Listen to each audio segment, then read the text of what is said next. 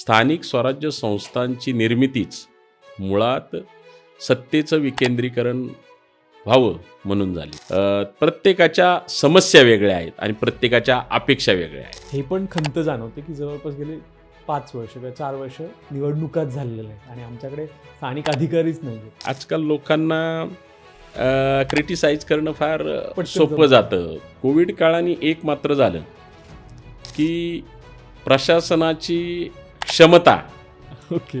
कार्यक्षमता ही सर्वांसमोर आली. मला सांगताना खेद वाटतोय की प्रशासन बऱ्याच अंशी अपयशी ठरलेलं आहे पाणी पुरवठा त्या ठिकाणी सुरळीत करण्यासाठी. आता 12वी पर्यंतचं शिक्षण हे खरं प्राथमिक शिक्षणाच्या कक्षेत येतं नक्कीच. असं माझं वैयक्तिक मत आहे. नाही, नक्की. आपली महानगरपालिका एकेकाळी सर्वात श्रीमंत महानगरपालिका नक्कीच म्हणून, आशिया खंडात श्रीमंत महानगरपालिका म्हणून समजली. सार्वजनिक वाहतूक व्यवस्था सक्षम होण्याकडे लक्ष केंद्रित केलेलं आहे. आज लोकांसमोर पर्यायच उपलब्ध नाही. ते सुद्धा जाऊन फुटपाथवरची भाजी खरेदी करतात, कारण भाजी मंडईच नाही आहे.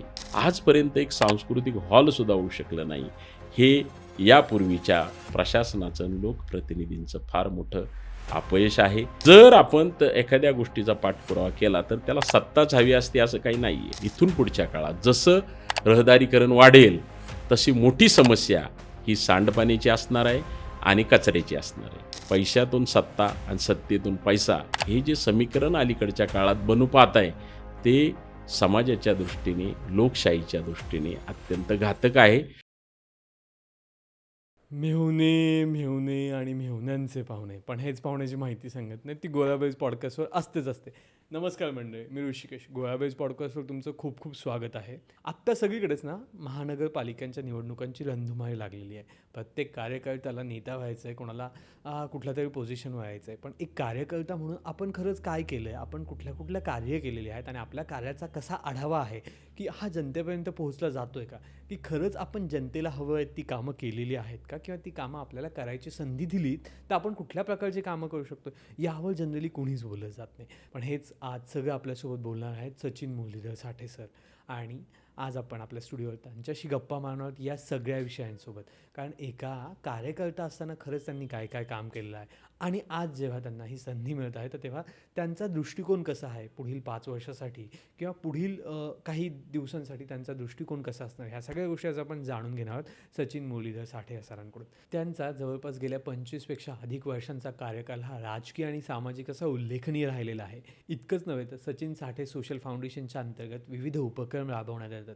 मग त्याच्यामध्ये रस्ते वाहतुकीसाठी असतील, पाणी सफाईसाठी असतील किंवा काही कल्चरल ॲक्टिव्हिटीज असतील. याचबरोबर सर एक उत्तम खेळाडूही आहेत. सरांना जिल्हा राज्यस्तरावर विविध पारितोषिके मिळाली आहेत कबड्डीच्या खेळानिमित्त. त्याचबरोबर फर्ग्युसनला असतानाही सरांनी सांस्कृतिक विभाग खूप चांगल्या प्रकारे सांभाळला होता आणि तिथूनच त्यांच्या राजकीय कारकिर्दीला सुरुवात झाली म्हणता येईल, हे नक्कीच. नमस्कार सचिन सर. नमस्ते. तुम्हाला सगळेच भाऊ म्हणतात आणि खरंच तुम्ही जनतेचे भाऊ आहात, हे आज आम्हाला जाणून घ्यायचं आहे तुमच्या पूर्ण जीवनकाळाच्या प्रवासातून. आणि आम्ही आत्ता बोलता जसं बोललो की तुम्ही एक क्रीडा क्षेत्रातले व्यक्ती होतात किंवा राज्यस्तरीय तुम्ही खेळाडू म्हणून ओळखीचे होतात. त्याच्यानंतर विद्यार्थी सेनेचे तुम्ही अध्यक्ष झालात किंवा विद्यार्थी सेना तुम्ही हाताळलीत असं पण म्हणूयात. त्याच्यानंतर तुम्ही फर्ग्युसनला असताना सुद्धा कल्चरल ॲक्टिव्हिटीमध्ये बराचसा कार्यकाळ गेलात आणि त्याच्यानंतर राजकारण हा म्हणजे एकदम खूप 360 डिग्री असतो. कारण प्रत्येक खेळाडूला जर विचारलं की राजकारण करायचं आहे का, तर त्यांचं पहिलं उत्तर नाही असतं. तुमचा हा प्रवास कसा होता हो? मुळातच म्हणजे कॉलेजपर्यंत जाईपर्यंत म्हणजे आपण 11वीला प्रवेश घेईपर्यंत दिशा ठरलेली नसते आपली, बरोबर. पुढची दिशा. हां, नक्कीच. हे प्रामाणिकपणे कबूल केलं पाहिजे. तर त्यानंतर खेळाकडे माझं आकर्षण होतं जास्त. कबड्डी खेळाच्या माध्यमातून मी राज्यस्तरीय राष्ट्रीय पातळीपर्यंत मी खेळलो आणि ते करत असताना विद्यार्थी प्रतिनिधीची निवडणूक त्यावेळेस असायची. ओके. तर पुण्याच्या फर्ग्युसन महाविद्यालयामध्ये मी ती निवडणूक मला मित्रांनी त्याकरता प्रोत्साहित केलं आणि ती निवडणूक लढलो आणि ती निवडणूक मी जिंकल्यानंतर विद्यार्थी प्रतिनिधी म्हणून निवडून आल्यानंतर माझ्या नकळतच माझी पावलं समाजकार्याकडं वळली गेली. ओके. आणि तेव्हापासनं एक ठरवलं होतं की एक भावना माझ्या मनात वाढीस फार लागली होती की भले समाजकार्य असो, खेळाच्या माध्यमातून असो कोणत्या तरी माध्यमातनं देशासाठी भरीव असं आपलं योगदान झालं पाहिजे. हा मुख्य हेतू तेव्हापासून माझ्या डोक्यात होता आणि मग समाजकार्य हे माध्यम निवडलं गेलं आणि आपोआपच जर समाजकार्याच्या आपल्याला गती द्यायची असेल, तर त्याला राजकीय व्यासपीठ असणं गरजेचं आहे. म्हणून मग ती पुढे राजकीय वाटचाल सुरू झाली. असा हा थोडक्यात प्रवास माझा झाला. बऱ्याच प्रवास हा जाणीवपूर्वक केला. बराच प्रवास पावलं माझी आपोआप त्या ठिकाणी ओढली गेली.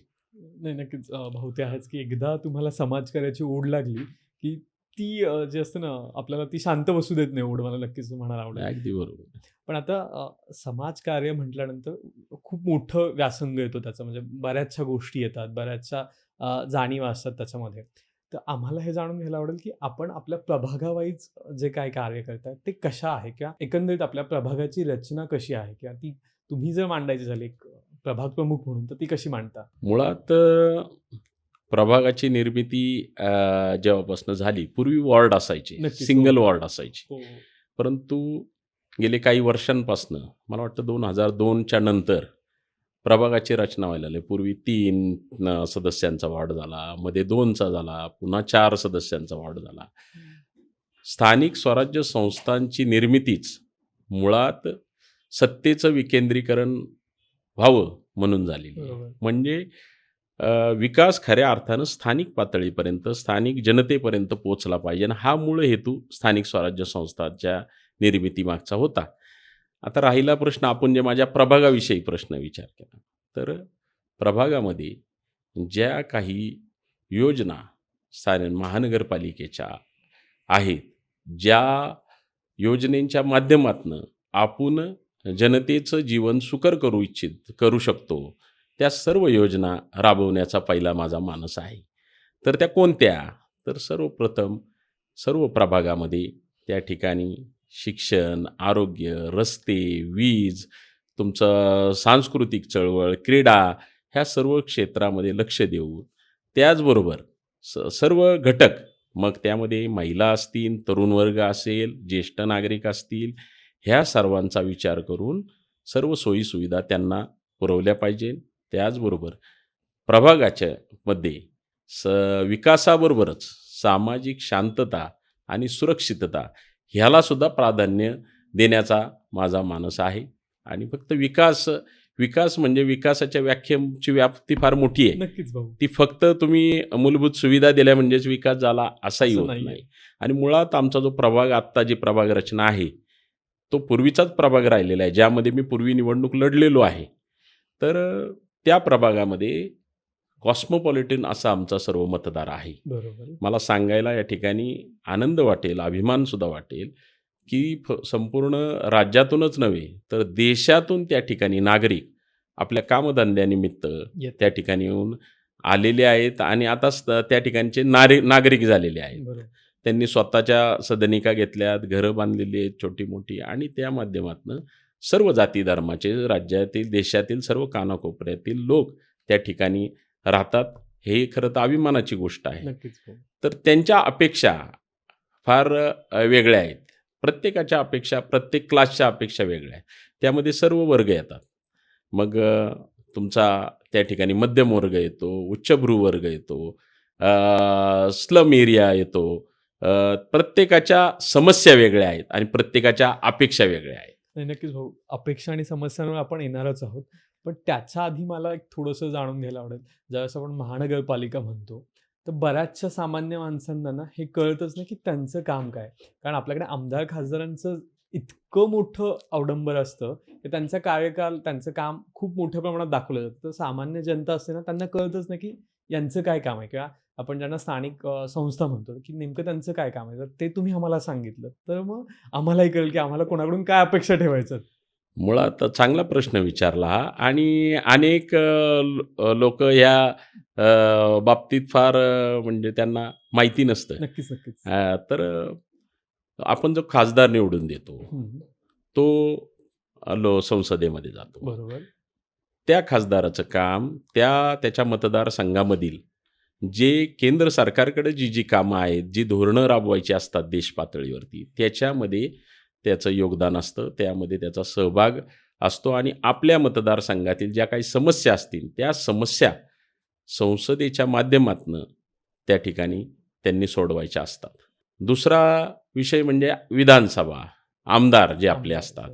आमदारांनी जी काही राज्य पातळीवरची धोरणं राज्यामधली ठरली जातात, जसं देश पातळीवरले संसदेमध्ये ठरले जातात, तसं राज्यातील जी धोरणं, मग ते आर्थिक धोरण असन, इतर कल्याणकारी योजनांची धोरणं असतील, ती सर्व राज्य पातळीवर विधानसभेमध्ये ठरली जातात. विधान परिषद आणि विधानसभा 2 सभागृह आहेत. जसे लोकसभेमध्ये सुद्धा 2 सभागृह आहेत, लोकसभा आणि राज्यसभा. तसं आमदारांचं काम हे राज्यामध्ये, विधानसभेमध्ये आणि विधान परिषदेमध्ये जे काही स्थानिक प्रश्न असतील ते प्रश्न मांडणे आणि त्यामध्ये आपल्या मतदारसंघातील जास्तीत जास्त विकासाच्या योजना आपल्या मतदारसंघात कशा आणल्या जातील राज्य सरकारकडनं, त्यासाठी नियोजन करण्याचं काम हे त्या ठिकाणी आमदाराचं असतं, निवडून आलेल्या आमदाराचं असतं. ह्या जबाबदाऱ्या आहेत. आणि त्याचवेळी आपलं स्थानिक स्वराज्य संस्था, महानगरपालिका, हे काम स्थानिक पातळीवरील ज्या समस्या नागरिकांच्या असतील, मग त्यामध्ये मी मगाशी सांगितल्याप्रमाणे सर्व मूलभूत सुविधा आल्या, त्याच्यामध्ये तुमचं आरोग्य आलं, शिक्षण आलं, रस्ते आले, वीज आले, पाणी, सर्वात महत्त्वाची पाणी पुरवठ्याची समस्या. ह्या ज्या सर्व समस्या आहेत, ह्या सर्व समस्या स्थानिक स्वराज्य संस्थेच्या माध्यमातून, स्थानिक प्रतिनिधींच्या माध्यमातून, स्थानिक प्रशासनाच्या माध्यमातून सोडवायच्या असतात. भाऊ, तुम्ही आता सांगितलं की स्थानिक लोकांसाठी स्थानिक अधिकारी किती महत्त्वाचे असतात. तर आता आम्हाला हे पण खंत जाणवते की जवळपास गेले 5 वर्ष किंवा 4 वर्ष निवडणुकाच झालेल्या नाहीत आणि आमच्याकडे स्थानिक अधिकारीच नाही आहेत. तर मी या सगळ्याकडे तुम्ही कसं बघता? मुळात निवडणुका झाल्या नाही, खरं दुर्दैवी बाब आहे. त्याला अनेक कारणं आहेत. नक्कीच. त्याला काही कायदेशीर बाबी आहेत, काही ठिकाणी राजकीय इच्छाशक्तीचा सुद्धा अभाव झाला, हे नाकारून चालता येणार नाही. परंतु लोकप्रतिनिधी नसल्यामुळे जे काही प्रश्न निर्माण झाले, विशेषतः कोविड काळामध्ये, कोविड काळात तर आपल्याला फार आपल्या देशालाच त्याला सामोरं जावं लागलं, जगाला सामोरं जावं लागलं. नक्कीच. परंतु स्थानिक पातळीवरचा जर आपण ह्या ठिकाणी उहापोह केला तर अनेक समस्यांना आपल्याला तोंड द्यावं लागलं. प्रशासनाशी संवाद साधण्यासाठी नागरिकांना लोकप्रतिनिधींचा दुवा असतो. लोकप्रतिनिधीच त्या ठिकाणी उपलब्ध नसल्यामुळे प्रशासनाशी समन्वय साधण्याचा, संवाद साधण्याचा त्या ठिकाणी नागरिकांचा अपयशी प्रयत्न झाला आणि त्यामुळे अनेक समस्या निर्माण झाल्या. जे काही उपाययोजना महानगरपालिकेच्या वतीने, शासनाच्या वतीने, राज्य शासन असो, केंद्र शासनाच्या माध्यमातून अनेक उपाययोजना करण्यात येत होत्या, परंतु त्या पोचवण्यात अडचणी केवळ लोकप्रतिनिधी नसल्यामुळे, त्या ठिकाणी लोकनियुक्त लोकप्रतिनिधी असल्यामुळे अनेक अडचणींना सामोरं जावं लागलं. हे वस्तुस्थिती आपल्याला नाकारून चालता येणार नाही. लोकप्रतिनिधी असणं स्थानिक पातळीवर हे अत्यंत गरजेचं आहे. मुळातच मी आपल्याला मगाशी सांगितल्याप्रमाणे प्रशासन आणि लोकनियुक्त लोकप्रतिनिधी ही 2 चाकं आहेत. बरोबर. ती पार देश पातळीपासून स्थानिक पातळीपर्यंत लोकांचे प्रश्न यांची जाण खऱ्या अर्थानं लोकप्रतिनिधींना असते आणि लोक त्यालाच निवडून देतात ज्याच्याविषयी आपल्याला त्यांना आपुलकी वाटते, की हा विश्वास वाटतो की हा प्रतिनिधी आपलं काम करू शकतो, आपल्या समस्या सोडवू शकतो. ते लोकप्रतिनिधी प्रशासनाकडे त्या समस्या मांडत असतो आणि सोडवण्यासाठी प्रयत्न करत असतो. हा जो मधला काळ जो गेला, त्या काळामध्ये अनेक समस्या निर्माण झाल्या. त्या प्रशासनाला, प्रशासकीय अधिकारी, बहुतांश अधिकारी हे स्थानिक नसतात, त्यामुळे त्यांना स्थानिक समस्यांच्या बाबतीत जाण नसते, अभ्यास नसतो. त्यामुळे अनेक अडचणी निर्माण झाल्या, ही सत्यस्थिती आहे. परंतु आत्ता जे काही उपक्रम मधल्या काळात महापालिकेने सुरू केले, मग तो जनसंवाद असेल, जनसंवाद हा एक उपक्रम सुरू केला आयुक्तांनी आणि सर्व प्रशासनाने. प्रत्येक प्रभागामध्ये जाऊन झोन वाईज त्या ठिकाणी जनसंवाद हा उपक्रम सुरू केला, जेणेकरून जनतेला त्या व्यासपीठावर येऊन आपले प्रश्न मांडता येतील. नक्कीच. त्याला काही अंशी यश आलं, परंतु बऱ्याच अंशी अपयश आलं, असं मी या ठिकाणी आपल्याला सांगू इच्छितो. हां, आम्हालाही हे विचारायचं होतं भाऊ, हं. की बरं झालं तुम्हीच हा मुद्दा काढला, की ते अपयश का आलं किंवा तो जनसंवाद लोकप्रतिनिधी असते तर कसा झाला असता किंवा कसा व्हायला हवा आहे? अगदी बरोबर आहे तुमचा प्रश्न. त्याचं कारणच मुळात हे आहे, की पूर्णपणे प्रशासन हा विषय हाताळत होतं. ओके. त्याच्यावरती प्रशासनावरती पाठपुरावा करण्याकरता किंवा एक जो दबाव असावा लागतो, तो लोकप्रतिनिधी कुठंच नव्हते. आणि अरे, त्यामुळे प्रशासन ज्या पद्धतीने तो विषय हाताळेल, त्याच दृष्टीने लोकांना त्याकडे पाहावं लागत होतं. त्यांना जाब विचारण्याकरता लोकप्रतिनिधी नव्हते, हे दुर्दैव आहे. परंतु येणाऱ्या काळामध्ये मला असं वाटतं, हा जो जनसंवाद जो उपक्रम त्यांनी सुरू केलेला आहे, हा झोन वाईज नसावा. त्या उलट मी तर म्हणतो लोकप्रतिनिधी नियुक्त झाल्यानंतर प्रत्येक प्रभाग वाईज हा जनसंवाद झाला पाहिजे. ओके. आणि त्या प्रभागातील जनसंवादासाठी निवडून आलेले लोकप्रतिनिधी आणि प्रशासनातील अधिकारी ह्यांनी सक्तीची उपस्थिती त्यांची त्या ठिकाणी असली पाहिजे. जसं सर्वसाधारण सभेमध्ये महापालिकेचा एक नियम आहे, की लागोपाठ 3 सर्वसाधारण सभा जर सदस्य अनुपस्थित राहिला, तर त्याच्यावरती कारवाई करण्याचा कायद्याने अधिकार आहे. नक्कीच.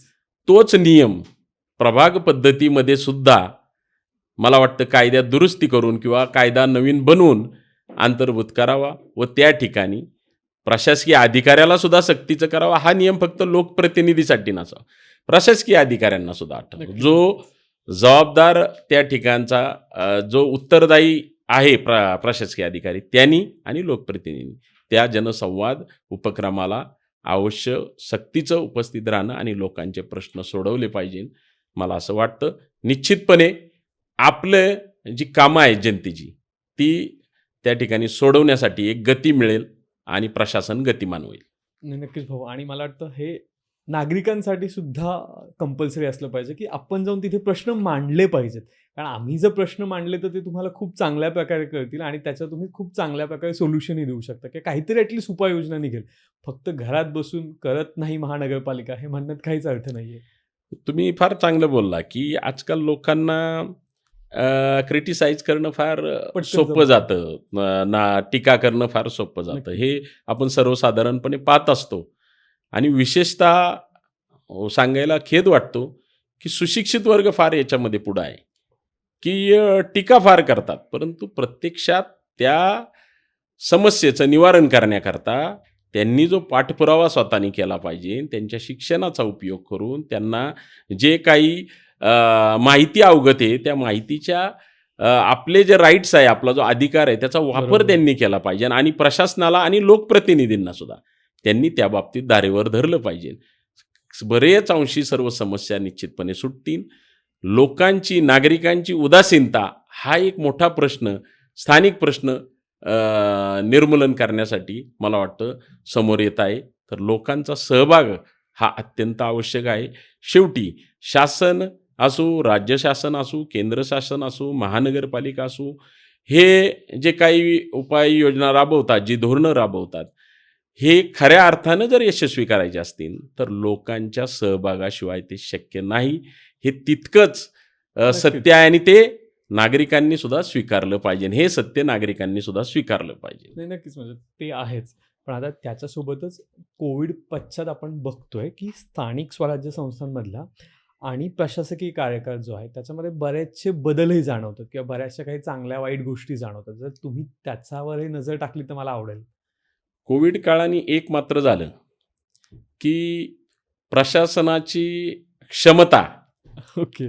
कार्यक्षमता ही सर्वांसमोर आली नक्कीच. आणि त्यांनाही त्यांच्या कार्यक्षमतेमध्ये सुधारणा करावी लागली. त्यांची ताकद वाढवायला लागली, कारण ती गरजेचीच होती. बरोबर. ती राष्ट्रीय आपत्ती होती. त्यावेळी तर उपाययोजना करणं गरजेचं होतं. अनेक कमतरता समोर आल्या त्याच्यामध्ये आणि मला असं वाटतं त्यानंतर बऱ्याच अंशी आपलं प्रशासन, मग तो आरोग्य विभाग असेल, पोलीस यंत्रणा असेल, इतर सर्व आपले विभाग असतील, ते त्यानंतर कोविडच्या समस्येनंतर बऱ्याच अंशी सबल झाले परंतु याला कोविड समस्या यावी लागली ही दुर्दैवी गोष्ट आहे. हो, मगाशी बोलता बोलता तुम्ही बोलून गेलात की आपला प्रभाग ना कॉस्मोपॉलिटन्स लोकांचा आहे, म्हणजे ज्याच्यामध्ये खूप मिक्स क्राऊड आहे, म्हणजे स्लम एरियापासून, म्हणजे ज्याचं हातावरचं पोट आपण म्हणतो सामान्य भाषेत, ते ज्याला महिन्याला ₹1,00,000-1,50,000 पगार आहे, असे सगळे लोक आहेत. आता जसं तुम्ही मगाशी स्वतःच सांगितलं की प्रत्येक लोक वेगळा आहे, त्याच्या समस्याही वेगळ्या आहेत. पण मग तुमचा एक प्रतिनिधी म्हणून त्या समस्येकडे बघण्याचा आणि ती सॉल्व्ह करण्यासाठी काय दृष्टिकोन आहे? चांगला प्रश्न आहे तुमचा खरं, की आमचा जो प्रभाग आहे, मुळात तो पुणे शहराला आणि पिंपरी चिंचवडला जोडणारा बरोबर. आमचा भाग आहे संपूर्ण. नक्कीच. आणि आमच्या प्रभागामध्ये बहुतांशी भाग हा संरक्षण विभागाला लागून आहे आमचा. हां. आणि जसं 2 शहराला जोडणारा आमचा प्रभाग आहे मधोमध, दुवा आहे थोडक्यात म्हणजे. नक्कीच. त्याचप्रमाणे मुंबई-बेंगलोर हायवे जो आहे त्याला लागून सुद्धा आमचा संपूर्ण प्रभाग आहे. बरोबर. तर खऱ्या अर्थानं असं भौगोलिक महत्त्व या ठिकाणी आमच्या प्रभागाचं जास्त आहे मला असं वाटतं. जवळ हिंजवडी आय-टी पार्क आहे. हो. त्यामुळे आय-टी पार्कमध्ये सुद्धा जे लोक काम करतात. दुसरं इंडस्ट्रियल एरिया आपला ॲटोमोबाईल इंडस्ट्री जी आहे त्याच्यामध्ये सुद्धा अनेक लोक काम करतात. बरोबर. परंतु मग ते चाकण इंडस्ट्रीमध्ये असू द्या, भोसरी इंडस्ट्रीमध्ये असू द्या, परंतु ते राहण्यासाठी प्रिफर आमचा भाग करतात याचा आम्हाला अभिमान आहे. नक्कीच. तर असे सर्व वर्गातील लोक त्या ठिकाणी कामगार राहतात, उद्योजक राहतात आणि मध्यम वर्गीय लोकसुद्धा त्या ठिकाणी राहतात. हे सर्वांना डोळ्यासमोर ठेवून येणाऱ्या काळामधील ज्या काही अडचणी असतील, त्या अडचणींवरती लक्ष ठेवून पुढच्या 25 वर्षाचं नियोजन हे आत्ताच आपण केलं पाहिजे. आणि त्याकरता मला असं वाटतं येणाऱ्या काळात बऱ्याच अंशी आता मोठमोठ्या इमारती झालेल्या आहेत आमच्याकडे. बैठी घरंसुद्धा आहेत, बंगलोज आहेत, अजून असे म्हणजे व्हेरिएशन दिसतं आपल्याला सर्व संपूर्ण प्रभाग. तर प्रत्येकाच्या समस्या वेगवेगळ्या आहेत. इथून पुढे अजून भरपूर त्या ठिकाणी रहिवासी एरिया होणार आहे. अनेक प्रोजेक्ट रेसिडेन्शियल असो, कमर्शियल असो, हे पाईपलाईनमध्ये आहेत. त्याकरता त्याचं नियोजन हे आत्ताच केलं पाहिजे. मग त्याकरता लागणारा पाणी पुरवठा, त्याकरता लागणाऱ्या आरोग्य सुविधा, त्याकरता लागणाऱ्या तुमचे गार्डन्स, त्याकरता लागणाऱ्या शैक्षणिक सुविधा, त्याकरता लागणाऱ्या भाजी मंडई वगैरे इतर जे काही मूलभूत गरजा असतात त्या प्रभागातील, त्या सर्व डोळ्यासमोर ठेवून आणि सर्व वर्ग डोळ्यासमोर ठेवून मग ज्येष्ठ नागरिक असतील, महिला असतील, तरुण वर्ग असेल, यांना छोटे व्यापारी असतील, छोटे व्यावसायिक असतील, मोठे व्यावसायिक असतील, सर्वांना डोळ्यासमोर ठेवून नियोजन केलं पाहिजे. मोठमोठ्या इमारतींना, मोठमोठ्या सोसायटीजला पाणी पुरवठा पुढे आपला त्या ठिकाणी सुरळीत झाला पाहिजे. त्याकरता बांधकाम व्यावसायिकांवरती सुद्धा एक नियमावली असणं आवश्यक आहे. जेवढं काही तुमचं नियोजन असेल सदनिकांचं, त्या प्रमाणात तुम्ही पाणी पुरवठा केला पाहिजे. नक्कीच. आता आमच्या प्रभागामध्ये एक समस्या प्रकर्षाने जाणवती, ती म्हणजे ज्या मोठमोठ्या सोसायटीज आहेत त्याला टँकरनी पाणी पुरवठा करावा लागतो. हो, हो. मला सांगताना खेद वाटतोय की प्रशासन बऱ्याच अंशी अपयशी ठरलेलं आहे पाणी पुरवठा त्या ठिकाणी सुरळीत करण्यासाठी. तसेच आरोग्य विभागाच्या बाबतीत सुद्धा सांगता येईल, जी महानगरपालिकेची प्राथमिक आरोग्य केंद्र आहेत त्या ठिकाणी खरं पाहता महानगरपालिका अत्यंत सहजपणे सर्व सुविधा पुरवू शकते. तेवढा निधी महापालिकेकडे निश्चित आहे. मला असं वाटतं प्राथमिक आरोग्य केंद्र जे महापालिकेचे आहेत त्याची संख्या वाढली पाहिजे, जेणेकरून त्या एरियातल्या लोकांना पहिले प्राथमिक उपचार तरी मिळाले पाहिजे. नक्कीच. आणि त्या प्राथमिक केंद्रामध्ये अद्ययावत अशा सर्व मशिनरी, निदान त्या जे काही त्याला आजार झालेला आहे, जो रोग, त्याचं निदान तरी त्या ठिकाणी झालं पाहिजे. मग तुमच्या सिटी स्कॅन असेल, MRI असेल, ह्या मशिनरी ठेवायला काय हरकत आहे. आणि त्या माध्यमातून तुमचे तंत्रज्ञ अनेकांना रोजगार निर्मिती सुद्धा होऊन जाईल.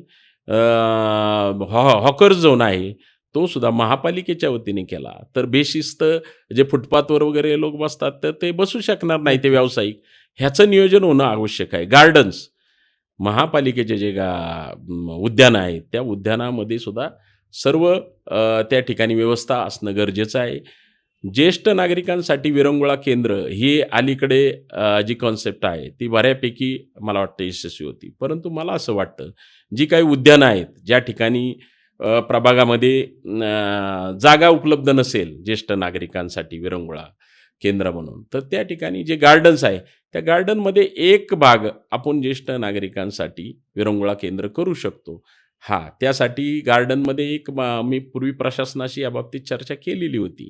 तर एक अडचण त्यासाठी येत होती की RCC कन्स्ट्रक्शन त्या ठिकाणी गार्डनच्या ह्याच्यात होऊ शकत नाही. मान्य आहे, त्या ठिकाणी इको फ्रेंडली तुम्ही तत्त्व स्वीकारून शेड वगैरे उभारून चांगल्या प्रकारे देऊ शकता. त्यामध्ये सर्व सुविधा ज्येष्ठ नागरिकांसाठी देऊ शकता. असे अनेक विषय आहेत. नदी संवर्धन आमच्या प्रभागाला मला सांगायला आनंद वाटेल की मुळा नदीचा भरपूर भाग, मग वाकड गावापासून जी सुरू होती ती औंध गावापर्यंत मुळा नदी प्रवाहिती आमच्या इथे. बरोबर. त्या नदीला इथून पुढच्या काळामध्ये तिचं संवर्धन चांगलं झालं पाहिजे, ती स्वच्छ राहिली पाहिजे नदी किनारा. त्या ठिकाणी जे काही सर्व मैला पाणी वगैरे जे अनेक गोष्टी आहेत की त्याच्यामुळं प्रदूषण होतं नदीचं, बरोबर. ते त्यावर सर्व निर्बंध लादले पाहिजे. नदीचं संवर्धन चांगल्या पद्धतीने झालं पाहिजे आणि जो काही प्रकल्प आपल्याला राबवायचा असेल तो पर्यावरणाचा विचार करून निश्चितपणे नदीचं चांगलं संवर्धन झालं पाहिजे. नदी सुधार योजना जी आहे ती प्रभावीपणे त्या ठिकाणी राबवली पाहिजे. परंतु ते राबवत असताना पर्यावरणाचं सुद्धा संतुलन कसं राहील ह्याकडे लक्ष दिलं पाहिजे. शिक्षणाच्या बाबतीत आपल्याला बोलता येईल. जी काही आपले शैक्षणिक व्यवस्था आहे महानगरपालिकेची, प्राथमिक शिक्षण त्या ठिकाणी दिलं जातं. मला असं वाटतं 7वीपर्यंत वगैरे बऱ्याच ठिकाणी शाळा आहेत. अनेक ठिकाणी अजून शाळा होणं गरजेचं आहे.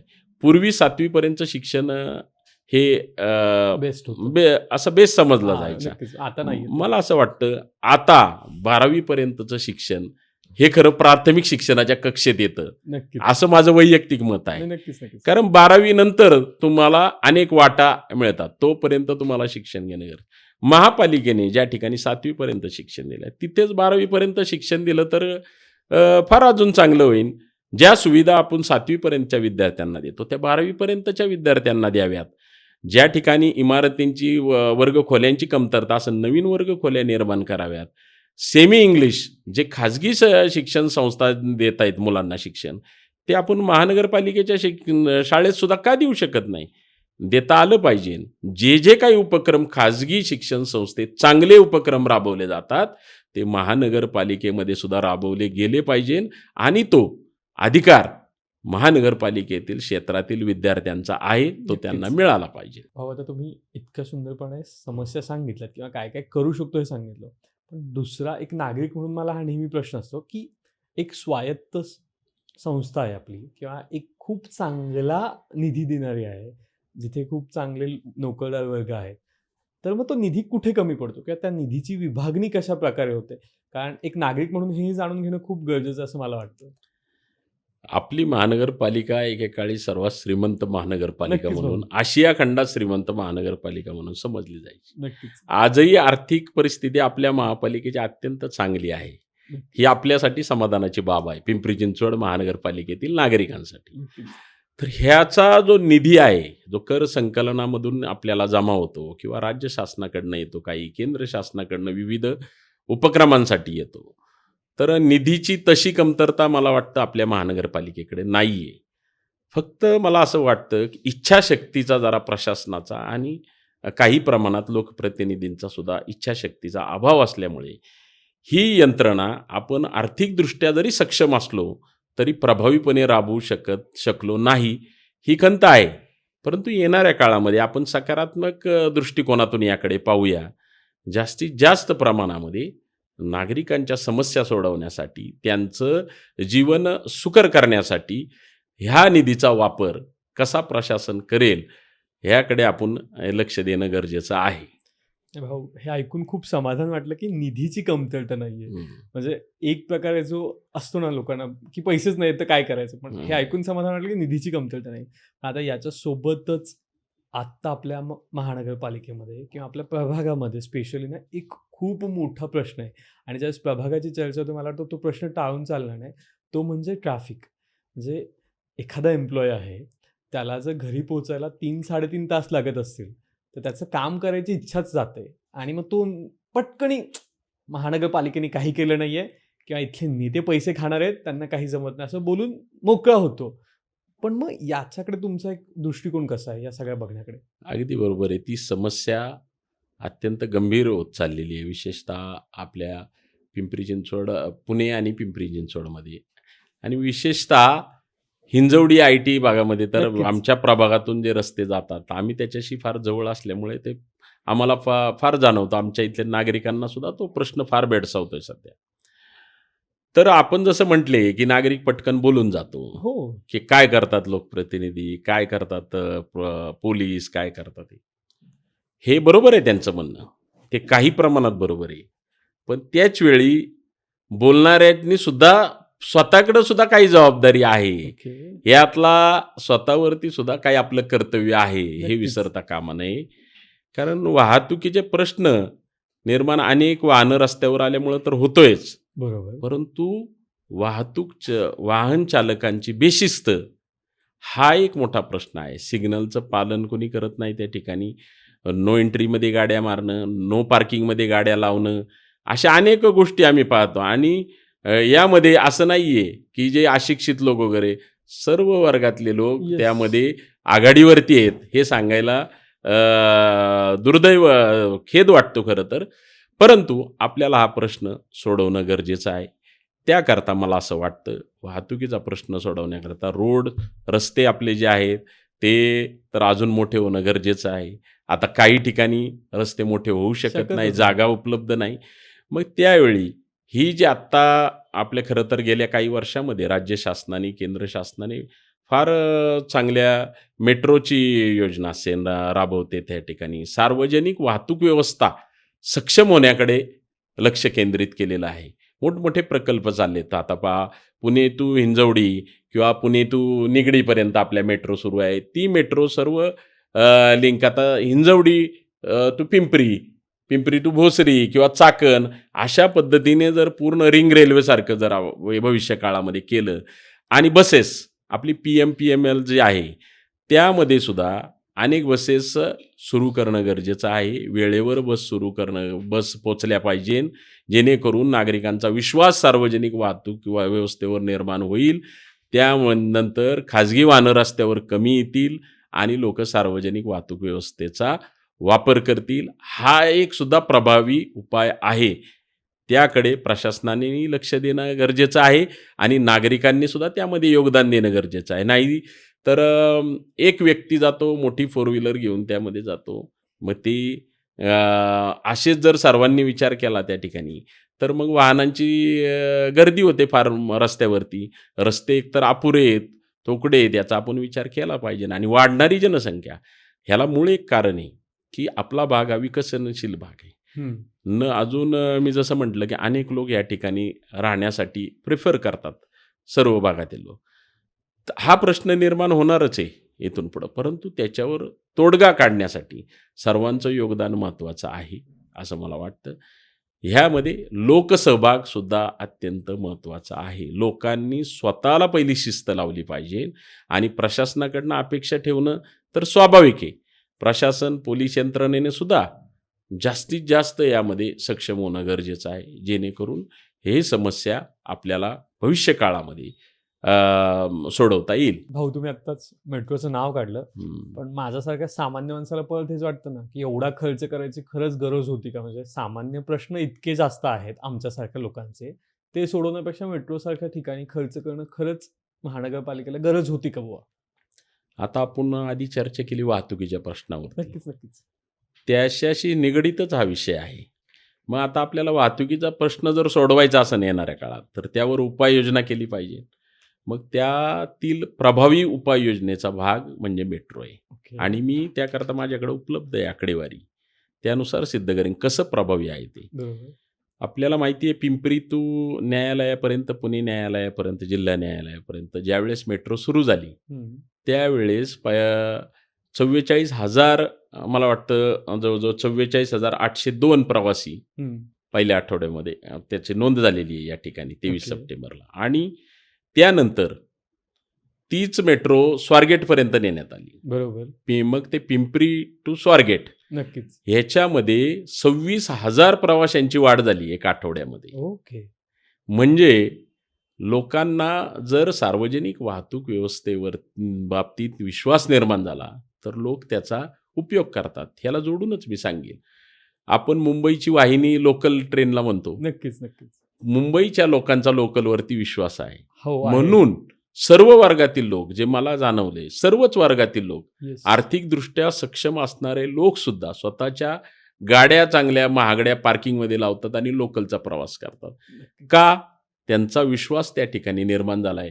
मग ती मुंबईची लोकल ट्रेन असेल किंवा बेस्ट बस, बेस्टची सुद्धा व्यवस्था तशीच आहे. नक्कीच. तसाच विश्वास या ठिकाणी निर्माण होणं गरजेचं आहे. आणि मला वाटतं मेट्रोची जी संकल्पना या ठिकाणी आपल्या राज्य शासनाने, मग फडणवीस साहेबांच्या नेतृत्वाखाली असन, केंद्रात मोदी सरकारच्या नेतृत्वाखाली जो काही निधी उपलब्ध करून दिला आपल्या पुण्यामध्ये मेट्रोचं जाळं निर्माण करण्यासाठी, त्याचा प्रभावीपणे उपयोग होतोय असं दिसतंय. त्यालाच जोडून एक उदाहरण मी देतो की ह्याच मेट्रोचा आत्ताच आपलं अनंत चतुर्थी झाली, गणेश उत्सव झाला. बरोबर. त्याच्यामध्ये एकाच दिवशी अनंत चतुर्थीच्या दिवशी जवळपास 5.5 लाख प्रवाशांनी प्रवास केला मेट्रोने. ओके. मग याच्यापेक्षा अजून दुसरं उदाहरण आपल्याला काय देता येईल? म्हणूनच आत्ता मेट्रोची कनेक्टिव्हिटी वाढणं गरजेचं आहे. बसेस अद्ययावत करणं गरजेचं आहे.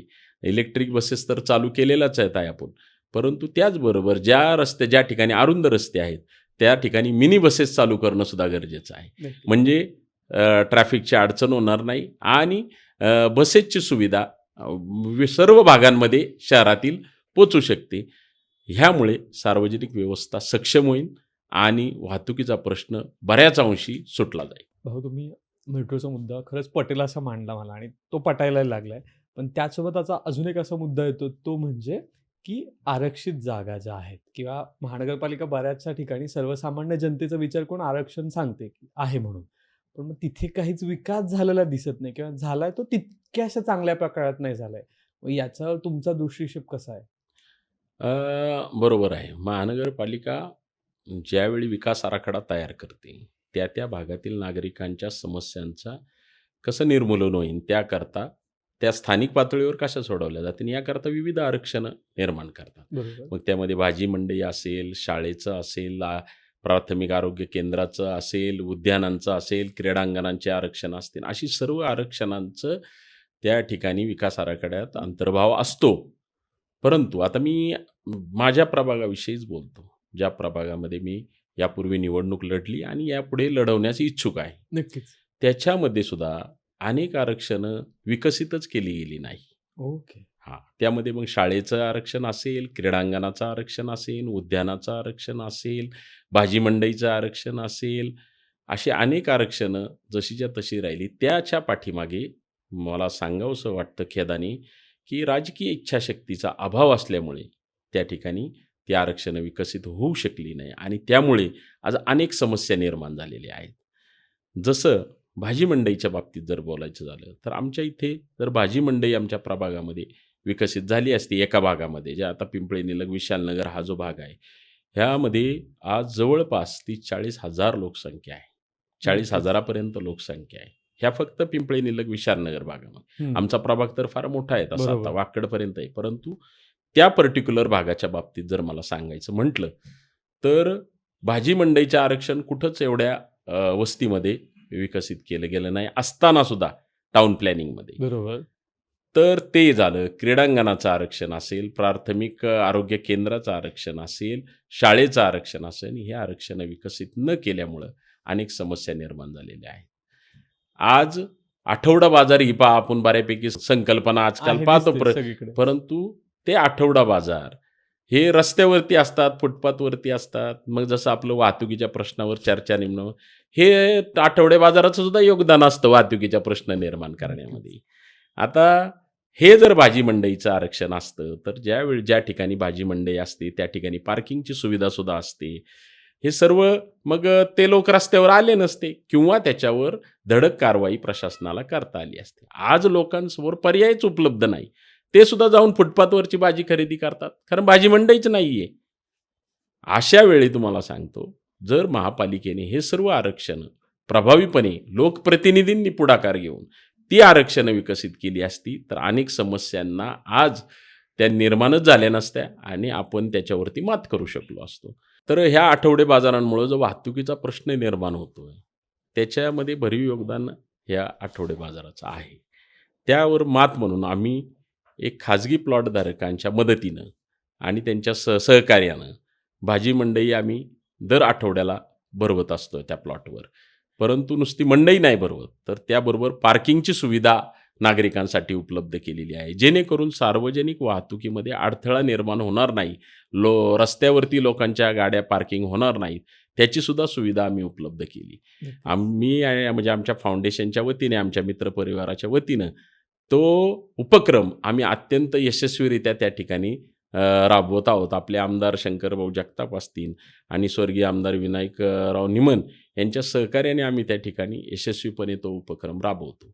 मला असं सर्वांना आव्हान करायचं आहे, इतरसुद्धा आमच्या सहकाऱ्यांना, ज्यांना ज्यांना हे आठवडा बाजार भरायचे असतील, लोकांची गरजसुद्धा आहे ज्या ठिकाणी भाजी मंडई नसेल, तर त्यांनी शक्यतो खाजगी जागेवरती किंवा ज्या ठिकाणी पार्किंगची सुविधा उपलब्ध असेल त्या ठिकाणी असे आठवडा बाजार भरवावे, जेणेकरून वाहतुकीला समस्या, अडथळा त्या ठिकाणी निर्माण होणार नाही.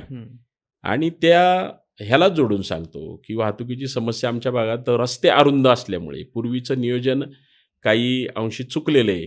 भविष्याचा विचार करून ज्या पद्धतीनं आमच्याकडं नागरीकरण होणार होतं, त्याचा अंदाज मला वाटतं का तत्कालीन लोकप्रतिनिधींना आणि प्रशासनाला सुद्धा तेवढ्या प्रमाणात आला नसल्यामुळे जे मुख्य रस्ते आहेत ते रस्ते त्या प्रमाणात मोठे विकसित केले गेले नसल्यामुळे आमच्या इथं वाहतुकीचा अडथळा आता हा मोठी समस्या निर्माण झालेली आहे.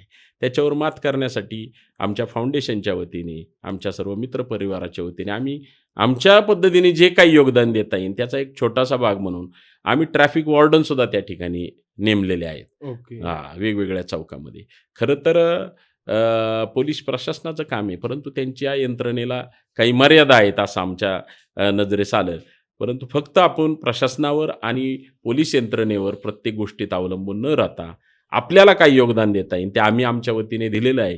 मला या माध्यमातून नागरिकांना सुद्धा आवाहन करायचं आहे की आपण सुद्धा वाहतुकीच्या व्यवस्थेमध्ये योगदान देऊ शकता. आम्ही ट्रॅफिक वॉर्डन जर नेमू शकत असेल तर आपण सुद्धा ज्यांच्याकडे वेळ असेल ते त्यासाठी योगदान देऊ शकतात. हे सुद्धा एक सामाजिक कार्य आहे, हे सुद्धा राष्ट्रकार्यच आहे असं मी समजतो. नक्कीच भाऊ, हे वॉर्डनची आयडिया खरंच खूप संकल्पना खूप चांगली आहे आणि हे प्रत्येक प्रभागातल्या व्यक्तीने ते जाणून घेतलं पाहिजे आणि तसा काहीतरी सपोर्ट केला पाहिजे. म्हणजे प्रत्येक वेळेस सत्तेत असेल आणि त्या गोष्टी करणं, त्याच्यापेक्षा गरज आहे, दिसतंय तर आपण ते नक्कीच करू शकतो. मुळात म्हणजे आता आम्ही सत्तेत नसल्यामुळे आत्तापर्यंत ज्या काय आमच्या कल्पना आहेत त्या कल्पना प्रभावीपणे राबवू शकलो नाही, खंत आम्हाला आहे. परंतु आमच्या वतीनं जे काही प्रयत्न आजपर्यंत करता येईल ते आम्ही केले. ते आमच्या सोशल फाउंडेशनच्या माध्यमातून गेली अनेक वर्ष म्हणजे 20-25 वर्ष आम्ही सातत्याने विविध सांस्कृतिक कार्यक्रम घेतो. मग त्यामध्ये व्याख्यानं असतील, इतर तुमचे सांस्कृतिक कार्यक्रम असतील, वेगवेगळे कार्यक्रम आम्ही त्या फाउंडेशनच्या माध्यमातून त्या ठिकाणी घेतो. अनेक आरोग्य शिबिरं आयोजित केली आजपर्यंत. विद्यार्थ्यांना उपयोगी पडेल अशा अनेक आम्ही उपक्रम त्या ठिकाणी राबवलेले आहे. विशेषतः विद्यार्थ्यांचा गुणगौरव आम्ही गेली सातत्याने 21-22 वर्ष झालं करतोय. त्याच्याकरता त्यांना प्रोत्साहन मिळण्याकरता आम्ही विविध क्षेत्रातील मान्यवर मार्गदर्शन करण्याकरता आणतो. ते करत असताना आम्ही फक्त गुणवंत विद्यार्थ्यांचा सत्कार ही संकल्पनाला थोडा आम्ही छेद देऊन पुढे जाऊन जे काही उत्तीर्ण विद्यार्थी झालेले आहेत आमच्या संपूर्ण प्रभागामध्ये त्या विद्यार्थ्यांचा सत्कार आम्ही करतो. कारण अनेक विद्यार्थ्यांची वैयक्तिक परिस्थिती ही वेगवेगळी असू शकते. अनेकांची परिस्थिती हालाकीची असू शकते. ते क्लासेस लावू शकत नाही, त्यांना योग्य मार्गदर्शन मिळू शकत नाही. याचा अर्थ त्यांचं कौतुक करायचं नाही का पास झाल्यावर? हे आमच्या मुळात ती आमची मूळ कल्पना होती आणि ती कल्पना सत्यात आम्ही राबवून त्या ठिकाणी अनेक वर्ष सर्व उत्तीर्ण विद्यार्थ्यांचा सत्कार करतो.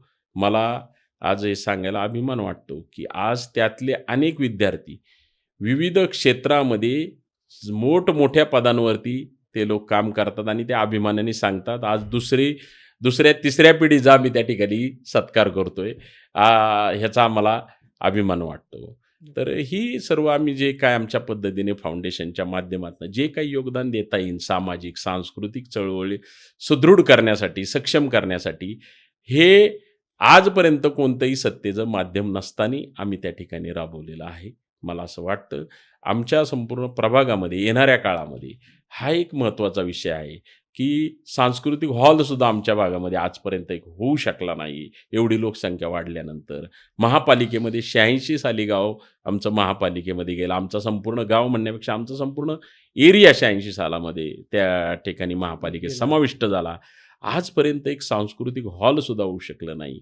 हे यापूर्वीच्या प्रशासनाचं आणि लोकप्रतिनिधींचं फार मोठं अपयश आहे. एक बस स्थानक चांगलं होऊ शकलं नाही.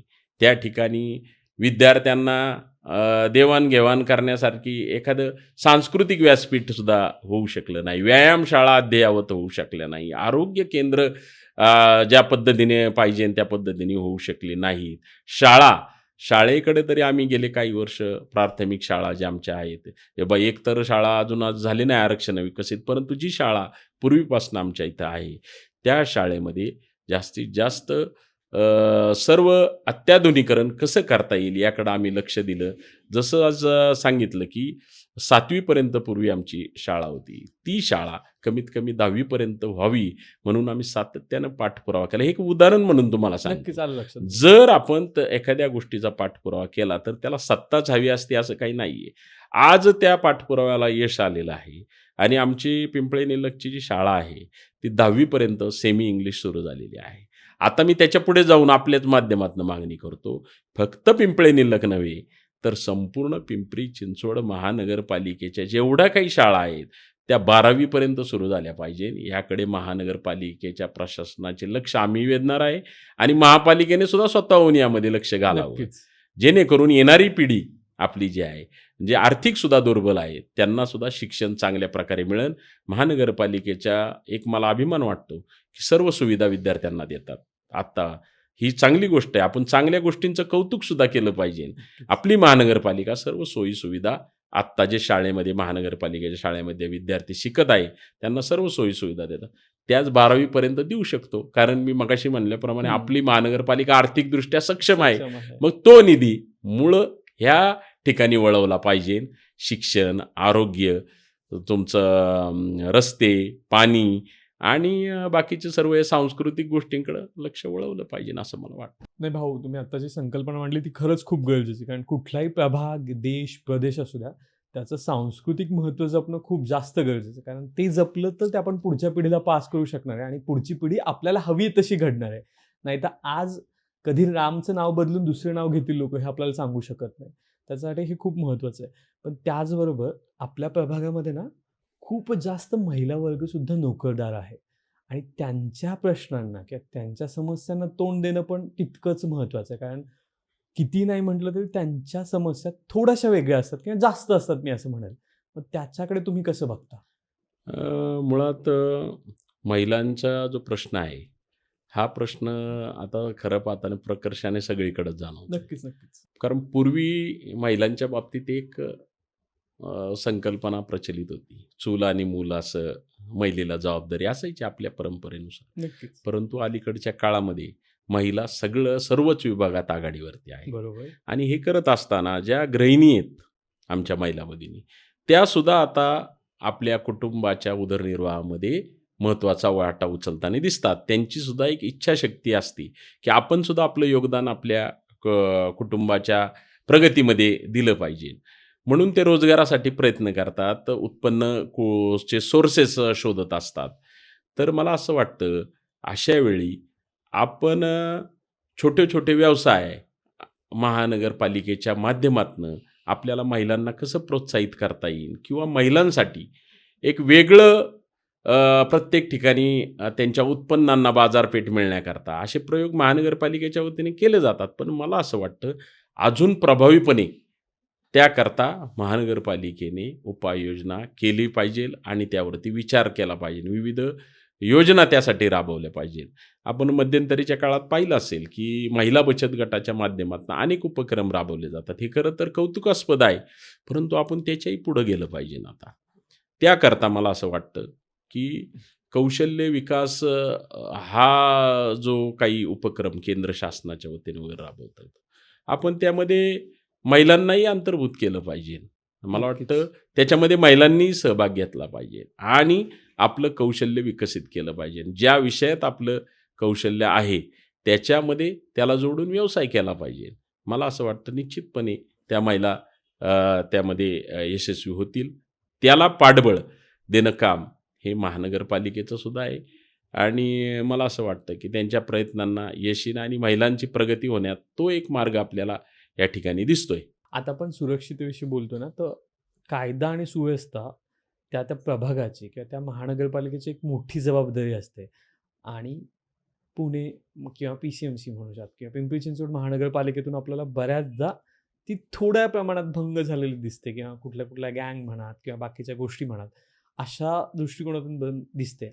आणि प्रत्येक वेळेस अशी काही गोष्ट घडली तर लोकप्रतिनिधी म्हणा किंवा आमदार म्हणा किंवा खासदार म्हणा यांच्यावर बोट ठेवलं जातं की या लोकांमुळेच ह्या लोकांना चान्स मिळतो किंवा वाव मिळतो ते करायचं. तर असं कुठं असतं का किंवा आपण ह्याच्याकडे कसं बघता पुन्हा एकदा? मुळात आता आपण यापूर्वी महिलांच्या विषयी बोललो की ज्या महिला रोजगार निर्मितीसाठी बाहेर पडतात किंवा उद्योग व्यवसायासाठी तर कोणत्याही कारणासाठी स्वतःच्या कुटुंबाच्या उदरनिर्वाहासाठी बाहेर जातात, त्यांना सुरक्षितता हा सुद्धा फार महत्त्वाचा मुद्दा आहे. नक्कीच. मला वाटतं याच्यामध्ये मला सांगायला जरा आनंद वाटतो की आमच्या भागामध्ये भरपूर महिला IT सेक्टरमध्ये असेल किंवा इतर ऑफिसेसमध्ये वगैरे कामाला जातात. त्यांची सुरक्षितता आतापर्यंत तरी व्यवस्थित आहे. परंतु इथून पुढच्या काळामध्ये आणि भूतकाळातील काही घटना पाहता आपण सतर्क राहणं गरजेचं आहे. मला असं वाटतं ज्या घटनांचा तुम्ही उल्लेख केला की टोळी युद्ध वगैरे, वगैरे ज्या घटना अलीकडच्या काही काळात होतात, तर त्यामध्ये पोलीस यंत्रणेची अजून कुमक वाढवणं गरजेची आहे. त्या ठिकाणी प्रत्येक वॉर्डमध्ये, प्रभागामध्ये मी म्हणतो, प्रभागामध्ये प्रत्येक 10,000 ते 15,000 लोकसंख्येच्या पाठीमागे एक पोलीस चौकी तरी असली पाहिजे, ओके. अशी माझी मागणी आहे. आणि त्याकरता महानगरपालिकेच्या वतीने अधिकृतपणे एखादा गाळा, एखादी जागा आरक्षित करणं गरजेचे आहे. आज आम्ही आमच्या भागामध्ये प्रयत्न करतोय पोलीस चौकी त्या ठिकाणी असली पाहिजे. पोलीस प्रशासनाकडे पाठपुरावा करतोय त्या बाबतीत. परंतु बऱ्यापैकी आम्हाला उत्तर मिळतं जागा उपलब्ध नाही, जागा उपलब्ध नाही. मग अशा वेळी जर जागेअभावी आपण जर त्या ठिकाणी चौकी उभारू शकत नसेल तर हे दुर्दैव आहे. महानगरपालिकेने येणाऱ्या काळामध्ये आणि हे महानगरपालिकाच करू शकते.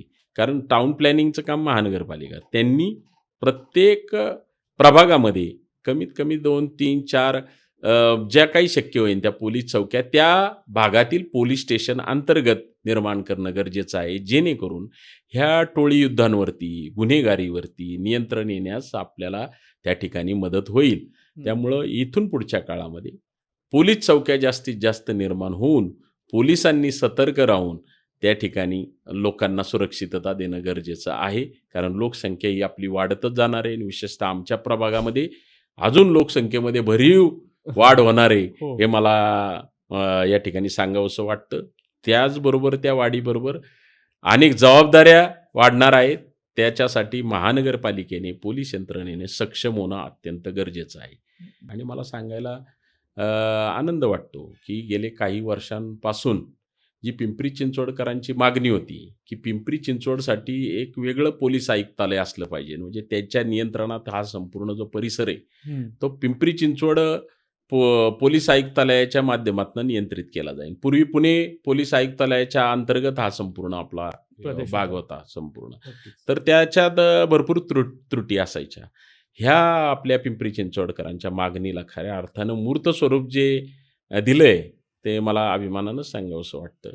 महाराष्ट्राचे लाडके मुख्यमंत्री देवेंद्रजी फडणवीस साहेब यांच्या विशेष प्रयत्नांनी त्या ठिकाणी 9 जानेवारी 2019 रोजी आपलं पिंपरी चिंचवड पोलीस आयुक्तालय सुरू झालं आणि बऱ्याच अंशी मला वाटतं गुन्हेगारीवरती पूर्ण नाही म्हणता येत, परंतु सुरुवात झाली एक त्यावर नियंत्रण मिळवण्यासाठी आणि त्याचाच पुढील भाग असं मला वाटतं. त्या प्रयत्नांना अजून यश येण्याकरता जास्तीत जास्त पोलीस चौक्या वाढवणं गरजेचं आहे आणि त्यातनं ह्या सर्व गुन्हेगारीवरती, ह्या सर्व चुकीच्या गोष्टींवरती नियंत्रण मिळवणं काळाची गरज आहे. भाऊ, तुम्ही खूप सगळे मुद्दे मांडलेत, पण अजून एक मुद्दा राहतो तो म्हणजे सांडपाण्याचा किंवा स्वच्छतेचा किंवा साधं आपलं जे सार्वजनिक शौचालय असतं त्याचा सुद्धा. आणि तो प्रत्येक प्रभागाचा मुद्दा आहे मला वाटतं, म्हणजे तुमचाच काय किंवा दुसऱ्या कोणाचाही प्रभाग. ते खूप वाईट अवस्थेत असतात, म्हणजे सामान्य महिला, सामान्य स्त्री सुद्धा तिथे जाऊन गोष्टी करू शकत नाहीत. किंवा स्वच्छता आपण जी रस्त्यांवर बघतो त्यातल्या त्यात खूप चांगलं की PCMC किंवा पिंपरी चिंचवडमध्ये खूप चांगल्या गोष्टी दिसतात आपल्याला किंवा रस्त्यांचं सुशोभीकरण दिसतं, पण तरी सांडपाणी आणि स्वच्छता हा एक मुद्दा असतो. तर त्याच्याकडे पण आपण कसं बघतो? आपण जो प्रश्न घेतलेला आहे तो अत्यंत महत्त्वाचा आणि गंभीर प्रश्न आहे. त्याच्यावरती मला वाटतं महानगरपालिकेने सुद्धा आणि नागरिकांनी सुद्धा अत्यंत गंभीरतापूर्वक पाहिलं पाहिजे. नक्कीच. प्रत्येक प्रभागामध्ये सांडपाण्याची व्यवस्था ही महानगरपालिकेने व्यवस्थितपणे त्याचं नियोजन केलं पाहिजे आणि नागरिकांनी सुद्धा त्या प्रयत्नांना साथ दिली पाहिजे. कचऱ्याचं सुद्धा निर्मूलन महानगरपालिकेच्या प्रत्येक वॉर्ड स्तरावरती त्या ठिकाणी सक्षमपणे झालं पाहिजे. जे बऱ्याच अंशी दिसत नाही ते होताना. आपण विविध उपाययोजना आणतो आरोग्य विभागाकडनं, परंतु त्या यशस्वी होतातच असं होत नाही. नाही. त्याला कारण प्रभावी अंमलबजावणी त्या योजनांची आणि नागरिकांची सुद्धा उदासीनता. ही दोन्ही कारणं आहेत. त्यामुळे इथून पुढे जर आपल्याला सांडपाण्याचं नियोजन चांगलं करायचं असेल तर प्रशासनाने कडक धोरणं अवलंबली पाहिजे आणि नागरिकांनी सुद्धा त्या धोरणांना सहकार्य केलं पाहिजे. कचऱ्याचा सुद्धा एक फार मोठा प्रश्न निर्माण होतोय. कचऱ्याचं सुद्धा निर्मूलन प्रत्येक प्रभाग वाईजच कसं होईल नक्कीच. ह्याकरता महानगरपालिकेने काही उपाययोजना आखल्या पाहिजे. आपण पाहतो गेल्या काही काळामध्ये कचऱ्याचे डेपो जे वेगवेगळ्या ठिकाणी आहेत किंवा जे प्रस्तावित आहे त्याला लोक विरोध करतात. मग जर लोक त्यांचाच कचरा उद्या टाकायचा कुठं याच्यासाठी विरोध करत असतील, ही एक मोठी समस्या पुढं आलेली आहे. मग काय करावं लागेल, त्या कचऱ्याचं निर्मूलन कसं होईल ह्याकरता वेगवेगळ्या प्रभावी उपाययोजना राबवणं महापालिकेच्या वतीने गरजेचं आहे आणि नागरिकांनी सुद्धा त्याच्यामध्ये सहभाग घेणं अत्यंत गरजेचं आहे. आता महानगरपालिकेने गेल्या काही वर्षांमध्ये आपण पाहिलं ओला आणि सुका कचरा वेगवेगळा करायचा, प्रत्येक भागामध्ये त्याचा प्रचारही केला, प्रसार केला. परंतु खेद वाटतो एक की ते सुद्धा वर्गीकरण नागरिक करत नाहीत. मग त्या उपाययोजना यशस्वी कशा होणार हा प्रश्न नागरिकांनी सुद्धा स्वतःला विचारला पाहिजे. नक्कीच. स्वच्छतागृह, सार्वजनिक स्वच्छतागृह पिंपरी चिंचवड महानगरपालिकेच्या वतीने अनेक ठिकाणी आहेत. हे सुद्धा आपण मान्य केलं पाहिजे. परंतु त्या स्वच्छतागृहामधली स्वच्छता हा सुद्धा फार मोठा प्रश्न आहे. महिलांना अनेक ठिकाणी स्वच्छतागृहात जाताना सुद्धा किळस वाटते. मग पुरुष असो महिला असो, परंतु अशा ठिकाणी ते हायजेनिक कसं राहील याकडे महानगरपालिकेच्या आरोग्य विभागाने विशेष लक्ष दिलं पाहिजे. त्याची अवस्था चांगली असली पाहिजे, ह्याच्याकरता लक्ष दिलं पाहिजे. सांडपाण्याचं नियोजन मी सांगितल्याप्रमाणे इथून पुढच्या काळात जसं रहदारीकरण वाढेल तशी मोठी समस्या ही सांडपाण्याची असणार आहे आणि कचऱ्याची असणार आहे. ही प्राधान्यक्रमानं त्या ठिकाणी या समस्याकडे गंभीरतापूर्वक लक्ष देऊन पुढच्या 25 वर्षाचं नियोजन डोळ्यासमोर ठेवून ह्या समस्यांचं निर्मूलन केलं पाहिजे किंवा याच्यावर प्रभावी उपाययोजना केली पाहिजे असं मला वाटतं. भाऊ, आता कुठलाही एखाद्या सामान्य शिपाईच्या इंटरव्ह्यूला जरी जात असेल आपण, तर त्याला विचारतो तुमचा रिझ्यूम कुठे किंवा तुमचा बायोडाटा कुठे आहे. पण तसा कुठलाच नियम राजकीय दृष्टिकोनातून किंवा राजकीय एखादं आपण ज्यावेळेस लढतो उमेदवारी त्याला नसतो का, किंवा तो काय असतो? तुमचा प्रश्न फार मजेशीर आहे, पण तो वस्तुस्थितीला धरून आहे. राजकारणामध्ये गेल्या काही वर्षामध्ये हे वस्तुस्थिती मान्यच केली पाहिजे आणि मी तर मान्य करतो. पैसा आणि पैसेतून सत्ता हे जे काही समीकरण गेल्या काही वर्षात आपल्याला दिसतंय ते फार घातक आहे समाजासाठी. नक्कीच. आणि असं नाही की याच्यामध्ये सर्वच लोक आहेत. अत्यंत चांगले लोकसुद्धा आहेत, लोकप्रतिनिधीसुद्धा आहेत किंवा जे राजकारणामध्ये सक्रिय आहेत. अशा अनेक चांगली व्यक्तिमत्वसुद्धा आज कार्यान्वित आहेत त्या ठिकाणी. परंतु अलीकडच्या काळामधला जर काही आपण भाग पाहिला तर त्यामध्ये कोणत्याही मार्गाने पैसे कमवायचे आणि त्या पैशातून सत्ता हस्तगत करायची, हे जे काही समीकरण गेल्या काही वर्षात, हे समाजाच्या दृष्टीने घातक आहे. मुळात त्यांची सामाजिक कार्य करण्याची ही मुळात आतून प्रेरणा नसते. केवळ पद आणि प्रतिष्ठा ह्याच्यासाठी जे लोक राजकारणात आहेत त्यांच्यामुळे हा प्रश्न निर्माण झाला आहे. मग त्याच्याकडे शैक्षणिक पात्रता आहे का नाही, हा एक महत्त्वाचा मुद्दा आहे. जसं आपण म्हटले, शिपायासाठी सुद्धा त्याची पात्रता पाहिली जाते, बरोबर. परंतु राजकारण्यांसाठी ती पाहिली जात नाही.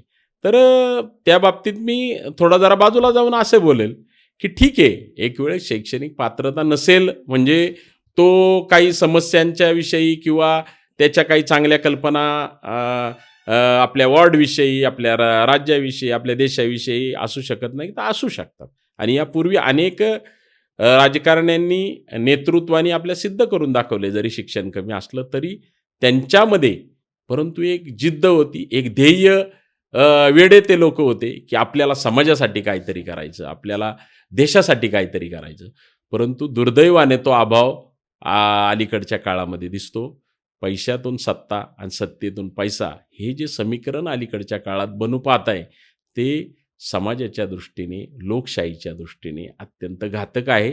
आणि मी ते कोणताही पक्ष डोळ्यासमोर ठेवून नाही बोलत. एक सार्वजनिक समस्या ही राजकारणातली गेले काही काळात पुढं आलेली आहे, त्यावर मला खेदाने बोलावंसं वाटतंय. हे निश्चितपणे लोकांनी सुद्धा तपासलं पाहिजे. आपण ज्याला मतदान करतो त्याची पात्रता काय आहे.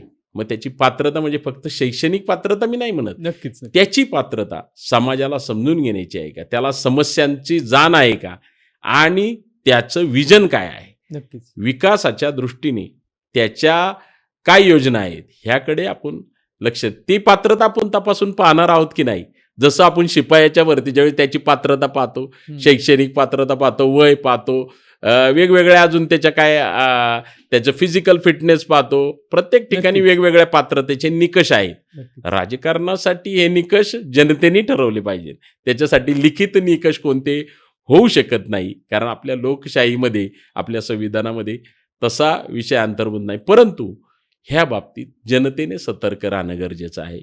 मग अशा वेळी जर जनतेने चांगले पात्रतेचे उमेदवार जर पुढं निवडून दिले तर निश्चितपणे ह्या जे अपात्रतेचे लोक आहेत, जे याला न्याय देऊ शकत नाही त्या पदाला, ते आपोआप बाजूला पडतील.